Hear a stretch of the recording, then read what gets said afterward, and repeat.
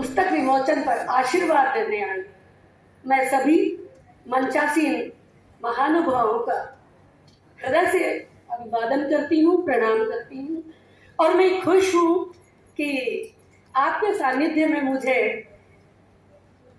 कुछ अपने विचार प्रस्तुत करने का मौका दिया गया। जैसा कि सुनीता की पुस्तक कहानी संग्रह लोक लेखिका आज विमोचन हुआ है, मैं उसके हालांकि समीक्षा के तो बहुत बिंदु होते हैं, पर समय ज़्यादा होगा तो मैं कुछ अपनी संक्षिप्त टिप्पणी ही प्रस्तुत करूंगी। हो सकता है कि आपको पसंद आए। राजस्थान साहित्य अकादमी उदयपुर राजस्थान 2022 द्वारा नवोदित उभरती हुई कहानीकारा श्रीमती सुनीता बिष्टोलिया को उनके कहानी संग्रह जोग लिखी पर प्रकाशन हेतु चयनित किया गया, तो मैं आप सबकी ओर से और सभी की ओर से उसको शुभकामना देती हूँ। साहित्य सागर में अपने प्रयास की एक बूंद के समर्पण पर सुनीता जी को यानी लेखिका को हार्दिक बधाई और शुभकामनाएं। कलम की धनी लेखिका की कलम परिवार, देश, समाज के हित में अपने चिंतन को रूपायित करती रहे। उद्देश्य की पवित्रता लेखिका के लेखन में दिनों दिन निखरती रहे, बढ़ती रहे। आज के इस कार्यक्रम में आयोजन और संयोजन करता सभी गुणीजनों, दिग्गजनों का मैं हृदय से आभार प्रकट करती हूँ। समीक्षा कुछ इस तरह मैंने शुरू की है। साहित्य का सूत्र कहता है सहित, अर्थात वह जो हित के लिए कहा गया हो, लिखा गया हो, वह साहित्य है। केवल साहित्य के लिए साहित्य लिखना नहीं होना चाहिए, बल्कि लेखक की जिम्मेदारी है कि वह समाज का प्रतिबिंब समाज के सामने पेश करे, समस्याएं और विसंगतियों का समाधान, सुझाव और निराकरण भी देवे, वरना लेखक अपनी जिम्मेदारी से उऋण नहीं हो सकता। लेखन तो समाज के उत्थान और समाज के विकास के लिए है। लेखन तो समाज के विकास के लिए है। आज जो कहानियां लिखी जा रही हैं, क्लिष्ट शब्दों का प्रयोग ना करते हुए आम जन भाषा में जो कहा जाए वो अवश्य ही पाठक के हृदय में उतरेगा और प्रभाव करेगा, वरना तो शब्दों का मकड़ जाल बन के ही रह जाएगा। हाँ, लेखिका के कहानी संग्रह के समीक्षा के सभी बिंदुओं का मैं बिल्कुल वर्णन नहीं करूंगी। जो मुझे महसूस हुआ मैं आपको प्रस्तुत कर रही हूँ। कार्यक्रम का आयोजन जोग लिखी संग्रह की सभी कहानियां लगभग आदर्शों की यथार्थ को प्रस्तुत करती हैं। कभी प्रेमचंद की झलक भी मुझे दिखाई दे, प्रेमचंद महान कहानीकार की झलक दिखाई देती है आदर्शों की यथार्थ में। और सभी कहानियां संवाद शैली से प्रारंभ हुई हैं। कभी कभी लेखक रूपक से, घटना से या अतीत के बिंब प्रतीकों से भी कहानी शुरू करते हैं। कहानी तो सामाजिक झांकी है, कहानीकार उसे उत्कृष्ट बनाने की पूरी कोशिश करता है। अब पहली कहानी लीजिए। जैसा कि सुनीता ने काफी कुछ बता दिया, पहली कहानी है इतनी सी हंसी इतनी सी खुशी। लेखिका ने बड़ी विश्वसनीयता और स्वाभाविकता से जीवन दर्शन ही सामने रख दिया है।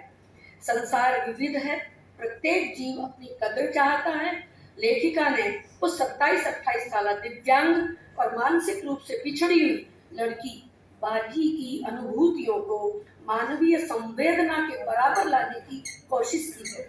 किराएदार सुमन के दोनों बच्चे बाजी के भय से मुक्त होकर उसके साथ समय बिताते हैं, तो बाजी में मित्रता, परस्पर प्रेम और वात्सल्य के भाव अभिव्यक्त होते हैं। उसकी क्रियाएं जैसे दुपट्टा ओढ़ना, खिलखिलाना आदि, वीडियो कॉल को अटेंड करना आदि से खुशनुमा वातावरण बन ही जाता है।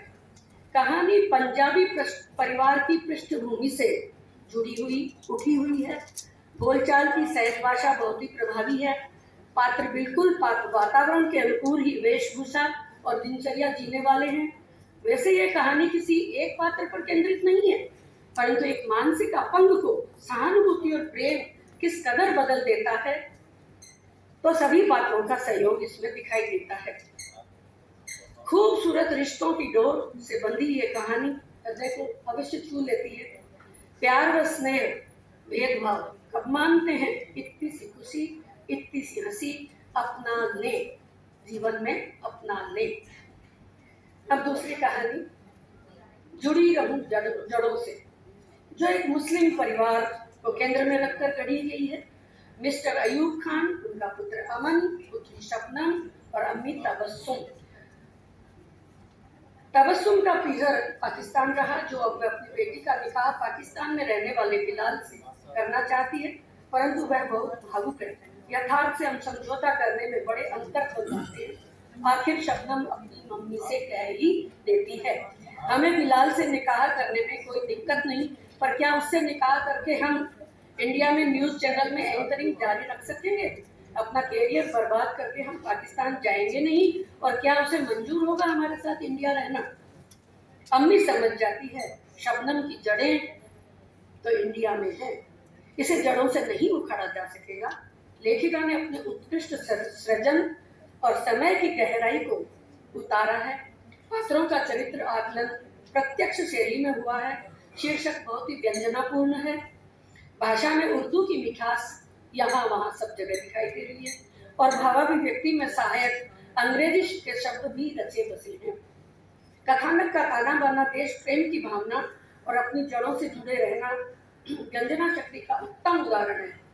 शीर्षक पाठक के मन में कहानी के आद्योपांत उत्सुकता बनाए रखने में बड़ा सक्षम है। वर्णनात्मक शैली पात्रों का परिचय व स्वभाव बताने में सक्षम हुआ है। मुहावरों आदि का प्रयोग न के बराबर है। पापा, भाईजान, अम्मी, अब्बू, बेगम, मुल्क, खुबानी आदि शब्द कहानी को बहुत ही प्रभावी बना देते हैं। अब एक कहानी बड़ी रुचिकर, बहुत करीब मंजिल। ऐसा लगता है कहानियों में शटरस घोल रखा है, स्वाद भी और सेहत भी।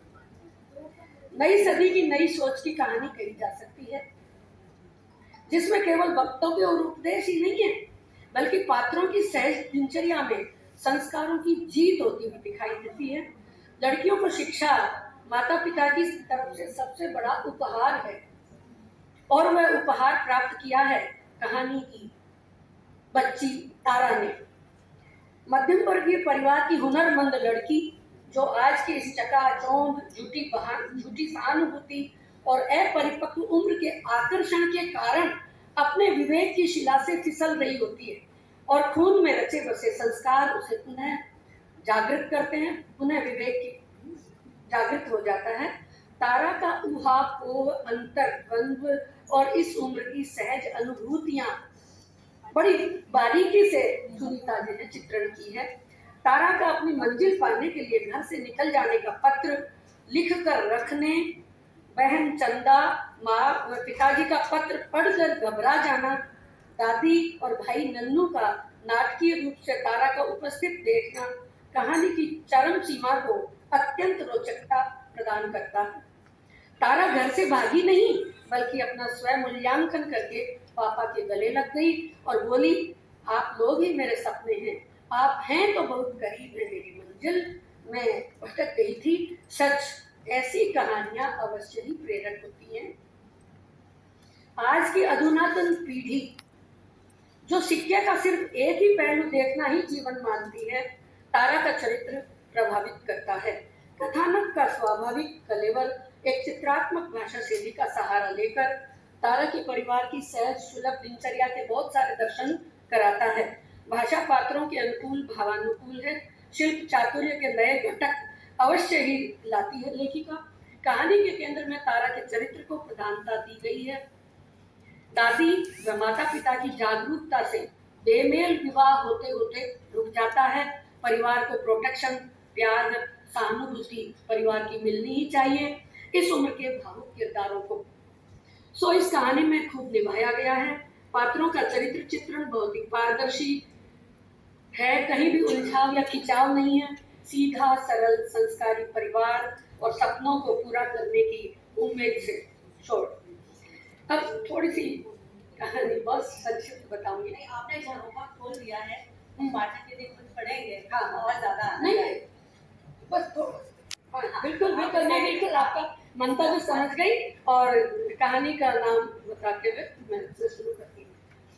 अब जैसे चूल्हा, इसकी कहानी है चूल्हा ठंडा नहीं होगा। अब इसमें यही है कि मातृत्व और वात्सल्य तो स्त्री के रग रग में समाया हुआ है। वह कहीं भी जाए अपने इस नियति को नहीं भूलती है। और जब वह जहाँ एक फौजी का चरित्र चित्रण इसमें किया गया है। फौजी है तो अपनी सीमा पर, परंतु जब अटैक हो जाता है, पूरे घरों को खाली कराया जाता है, शिविर में सबको पहुंचाया जाता है, परंतु एक अम्मा ऐसी होती है वो अपना घर छोड़ के नहीं जाना चाहती और उसका वात्सल्य कहता है कि मेरा बेटा आएगा और मैं खाना बनाऊंगी और खाना बना के दूंगी। इस भावना को वो फौजी समझता है और फौजी उसके पास बैठ के खाना खाता है। बड़ी मनोवैज्ञानिक धरातल पर लिखी गई ये कहानी है, कुछ लंबी अवश्य है, जिसको अपन जो पाठक पढ़ेगा, जैसे जैसे कहानी और संवाद होंगे वो अवश्य ही महसूस करेगा। एक बहुत सुंदर कहानी है, चीकू का बीज।